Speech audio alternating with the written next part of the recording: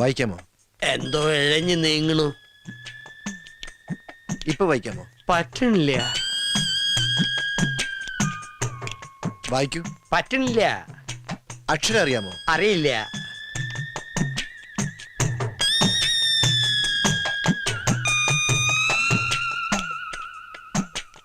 ഇപ്പൊ കാണാമോ? കാണാം. നിങ്ങൾക്ക് വ്യക്തമായി കാണാമോ? വ്യക്തമായി കാണാം. ഓക്കെ.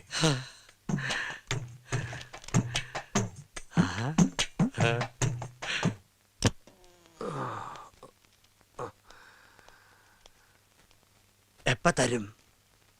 ഒരാഴ്ചയാവും. എത്ര രൂപയാവും? 1800.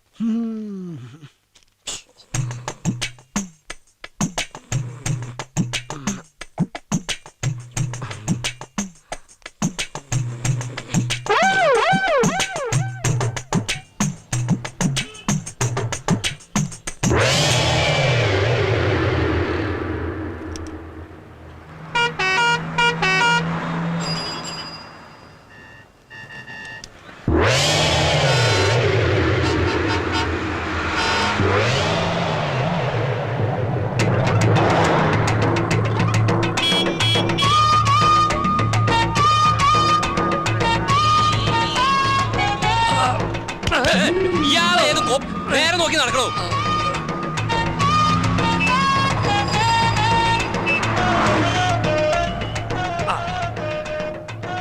ഈ പഴം എന്താ വില? പഴം ഇവിടെ അല്ല, ആ കടയില.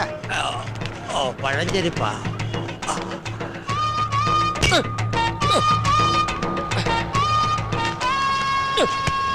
എന്താ ഇത്?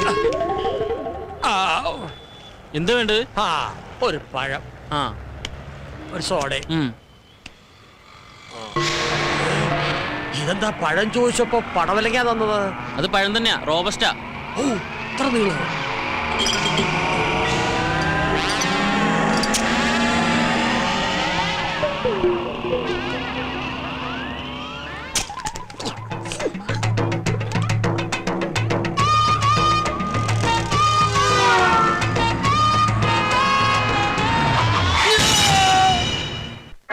സുലൈമാനെ, രാഘവന് ചായ കൊടുത്തേ.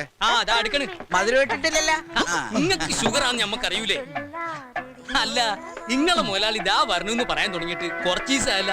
ഇത് എവിടെയാണ്? വരും, വരാതിരിക്കില്ല. അവിടെ ഒരു 100 കൂട്ടം ബിസിനസ്സുമായിട്ട് കറങ്ങി നടക്കയില്ലേ? ആ തിരക്കിന്റെ ഇടയിൽ മാറി കുറച്ചു ദിവസം നാട്ടിൽ വന്ന് നിൽക്കാന്നൊക്കെ പറയുമ്പോ പെട്ടെന്ന് ഓടി വരാൻ പറ്റില്ല. എങ്ങനെ വരിക? വിമാനമൊക്കെ കയറി വരണ്ടേ? അത് രാഘവൻ പറഞ്ഞത് വാസ്തവം. എന്തോ രാഘവൻ പറഞ്ഞത് വാസ്തവം. അങ്ങേര് വന്നാ പിന്നെ രാഘവേട്ടന് കുശാല.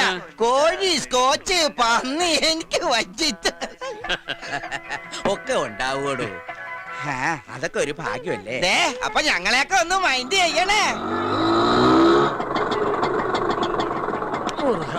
ഓ, നിങ്ങളെയല്ല വിളിച്ചത്, പളനിമല ആണ്ടവനെയാ.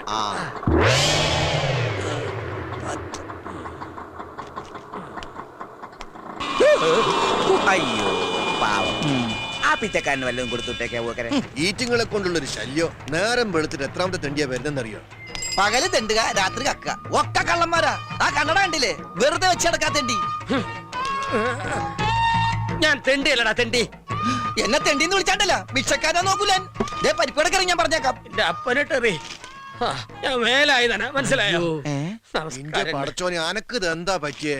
പറ്റി കയ്യിലിരിക്കണ കാശ് കൊടുത്ത് കടിക്കണ പട്ടിയെ വാങ്ങി എന്ന് പറഞ്ഞ പോലായി. എന്നിട്ട് പട്ടി എവിടെ? നീ പോടാ പച്ചന്തേ. എന്താ ഉണ്ടായെന്ന് പറ വേല. ഇതാ പറയാവേ, കടുപ്പം കൂട്ടി ഒരു ചായ തരിക. കഴിക്കാൻ നല്ല മുരിഞ്ഞ പരിപ്പോടെ എടുക്കട്ടെ. ചവയ്ക്കാൻ വയ്യടോ, ഒരു നേന്ത്രപ്പഴം തരിക. ശരിക്കും എന്താ സംഭവിച്ചത്?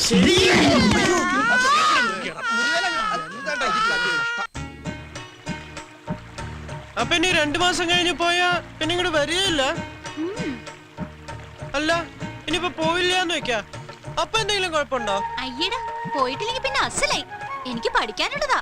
പഠിച്ച് ഡിഗ്രി എടുത്ത് ഒരു വലിയ ഡോക്ടർ ആവണം, എന്റെ അച്ഛനെ പോലെ. നിന്റെ അച്ഛൻ ഡോക്ടറാ? പിന്നെ അതറിയില്ലേ, ഞങ്ങളുടെ നാട്ടിലെ ഏറ്റവും നല്ല ഡോക്ടർ എന്റെ അച്ഛനാ. എന്താ പേര്? Doctor Madhavan, BSc MBBS. അപ്പൊ നിങ്ങളുടെ വീടൊക്കെ ടെറസാവൂല്ലേ? അതെല്ലോ. കാറൊക്കെ ഉണ്ടോ വീട്ടില്? എന്ത് നിറ? ചുവപ്പ് മാരുതി സെൻ. വേറെന്തൊക്കെയുള്ള? ഈ പഞ്ഞിക്കെട്ട് പോലത്തെ രോമുള്ള നായ്ക്കുട്ടിയൊക്കെ ഉണ്ടോ?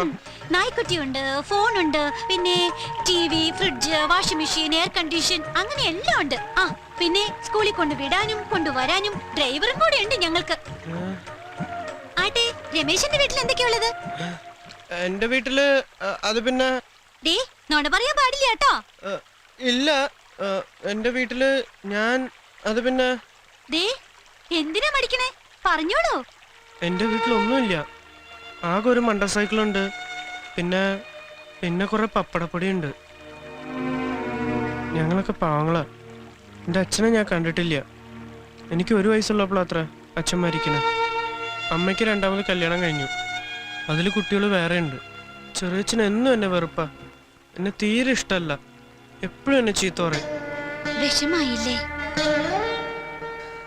സാരില്ല, എല്ലാവർക്കും അവരവരുടേതായ കഷ്ടപ്പാടും സങ്കടങ്ങളും ഒക്കെയുണ്ട്. ഞാൻ പറഞ്ഞതെല്ലാം മനസ്സിൽ നിറഞ്ഞു നിൽക്കണ കുറെ സ്വപ്നങ്ങൾ മാത്രമാണ്. രമേശിനെ പോലെ തന്നെയാ ഞാനും. എനിക്ക് 2 അനിയത്തികളാ. അച്ഛനെ കൊണ്ട് ഒരു കാര്യമില്ല. ഓർമ്മ വച്ച മുതല് വീട്ടിലെന്നും അമ്മയായിട്ട് ബഹളമാണ് അച്ഛൻ. ഒരിക്കല് അച്ഛന്റെ അടി കൊണ്ട് അമ്മ സുഖമില്ലാതെ കിടപ്പിലായി.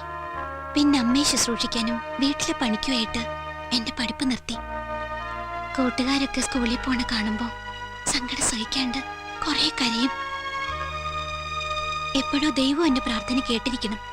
ഒരു ദിവസം മാഷി വീട്ടിൽ നേരിട്ട് വന്ന് എന്നെ വീണ്ടും പഠിപ്പിക്കണമെന്ന് അച്ഛനെ നിർബന്ധിച്ചു. ഇന്ന സ്കൂളിൽ നന്നായിട്ട് പഠിക്കുന്ന കുട്ടി ഞാനാ. എന്ത് കഷ്ടപ്പാട് സഹിച്ചാലും ശരി, എനിക്ക് പഠിക്കണം. പഠിച്ചൊരു ഡോക്ടർ ആവണമെന്ന് ആഗ്രഹം. നടക്കുമെന്നറിയില്ല. തീർച്ചയായും നടക്കും. വലിയ ഡോക്ടറൊക്കെ ആയാല് നമ്മളെയൊക്കെ ഓർക്കുവോ? ഓർക്കും. സ്കൂളിൽ പഠിക്കാത്ത ഈ കാക്കക്കുറുമ്പനെ മറക്കില്ല.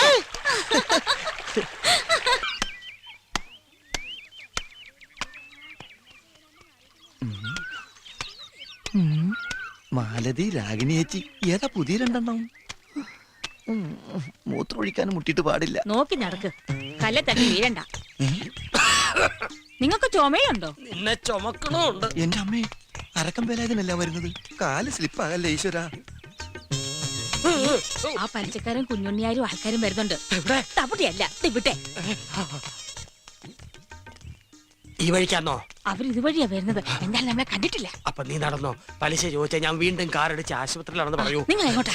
പൊന്തക്കാട്ടിൽ ഒളിക്കാൻ. ഈ ലാക്കിനുള്ള ഷാപ്പിലും കയറി 4 കാലം വീട്ടിലെത്തിയ കോലൊടിക്കും ഞാൻ. ഇനി അതും കൂടെ ഒടിയാനുള്ളൂ. മുടിയാനായിട്ട് നീ പോ.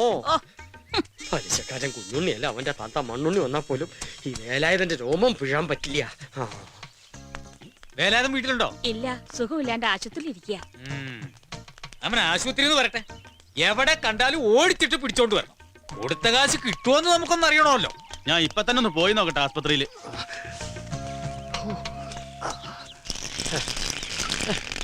ഇത് മഴ പെയ്യണോ? ഇല്ലല്ലോ.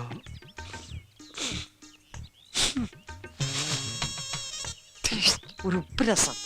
എന്തായാലും മരപ്പെട്ടി താമസമാക്കിയിട്ടുണ്ടോ? ഒന്നും കാണാനും പറ്റില്ല. എന്തായാലും മുതലാളി ഇങ്ങോട്ട് വന്നോട്ടെ. ബാക്കി കാര്യമൊക്കെ പിന്നെ അല്ലേ. എന്താ വേല ഇതാ? വീട്ടിൽ ഇതിനൊന്നും സൗകര്യം ഇല്ലേ? ഹേയ്, തൂറിയതൊന്നുമല്ല. പിന്നെ ഒളിച്ചതാ രക്ഷപ്പെടാൻ. എന്നെ ഭയങ്കര പേടിയാ. നീ പോടാ. ആ പലിശക്കാരൻ കുഞ്ഞുണ്ണി എന്നെ കണ്ടാ കൊന്നുകളെന്ന് പറഞ്ഞ് നടക്കുക. നിങ്ങൾ ഈ വേണ്ടാത്ത പണിക്കൊക്കെ നിക്കണോ? അത്യാവശ്യത്തിന് വാങ്ങിയതാ. പലിശ പെരി പെരി മല പോലെയായി. എന്താ ചെയ്യാ? കച്ചവടം മോശം. എന്റെ ഈ കഷ്ടപ്പാട് കണ്ട്